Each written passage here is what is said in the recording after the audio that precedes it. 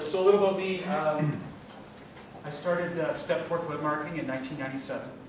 At the time, our search engine optimization was really new and fancy, and no one wanted to do it because search engines, we don't work with those. So it's been a cool ride. Lots of stuff's happened. I've been in through the ups and downs, shrunk, grown, shrunk. Probably the biggest client I worked for was Time Inc. in New York. Went over there to teach them, each of their divisions, People Magazine, Sports Illustrated, all of them, how to do SEO. I just love it. I live and breathe it, and if you need to know anything about Google or any of the search engines, come and talk. I probably won't talk your ear off, but it's a lot of fun, and hopefully I can share a few tips with you tonight. So, social media. What is its role with SEO? That's my key issue here. What is SEO? And first of all, what is SEO? Search engine optimization. It's the act of taking your website and optimizing it. In other words, making sure that when, let's say for a key phrase, so the home page, you want to be found for Victoria Hotel. Well, when a search engine comes to the page, it needs to see Victoria Hotel appearing a certain amount of times on the page. This is the very basics.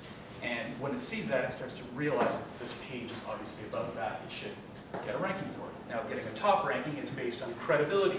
How many people link to your website? And those links have to be very powerful. And they can't just be reciprocal. You can't just give a link and get a link back. Google sees that. It's now discounted a fair bit. It's still useful, but it's not the best type of link. It's all about reputation and credibility. So you've got all the signs on the page. It's about a Victoria Hotel, and you have links pointing to your site from people saying, hey, this is a great Victoria Hotel. Between those two things, that's how you get a ranking, the basics. So,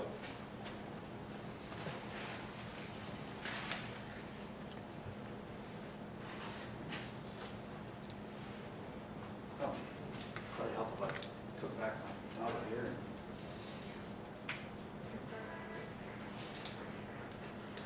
There we go. Planning.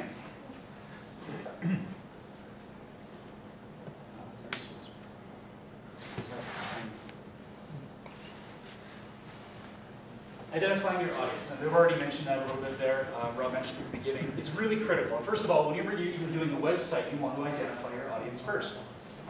You want to plan out your entire target market first, because whatever you're creating on the site, how it's structured, all the keyword targets, all of that has to be planned beforehand. A lot of people don't. I'd say 99.9% of people who contact me for work have never done that.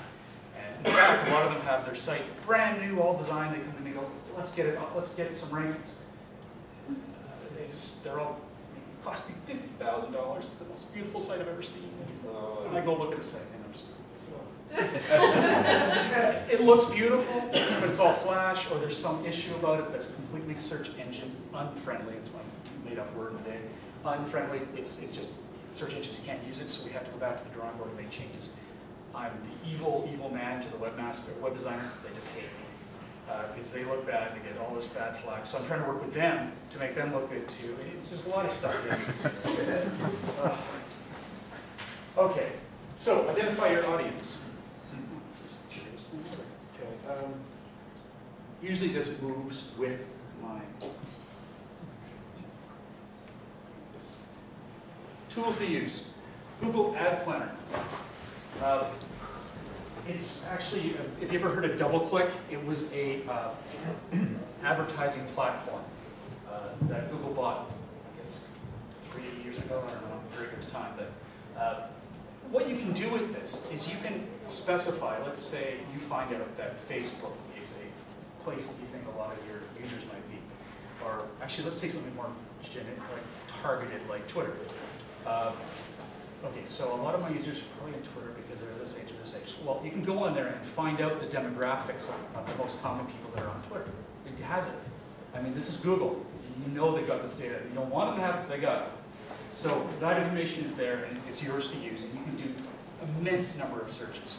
It'll help you target, or at least find the markets that you want to be found for. So if you find out after a while by looking at all these different platforms that the people that go to them are within a certain tax bracket, they're males between $45,000 and $100,000 a year, females between this and this and this, and you just go on. You can get that kind of data, and then you can start plotting out which social platforms they're more active on. So let's say you found a website, it's an industry website. On DoubleClick, you can actually, if it's Google Ad Hunter, you can pick a website, and if it's tracked, if it's actually a DoubleClick affiliate, it has this data. And if you know your audience is there, then you can take that information and apply it to a social, to your campaigns, and then look for different social platforms that have them on it. You want to find the right ones. If you don't find the right ones, it's not going to work for you. Google Insights is another one. I didn't have time to put all the screenshots in. I figured I've only got 10 minutes, so I'm going to whip you through this, so pardon me. Monitor judgment. So this is how we're trying to find out who our people are. Where are they hanging out?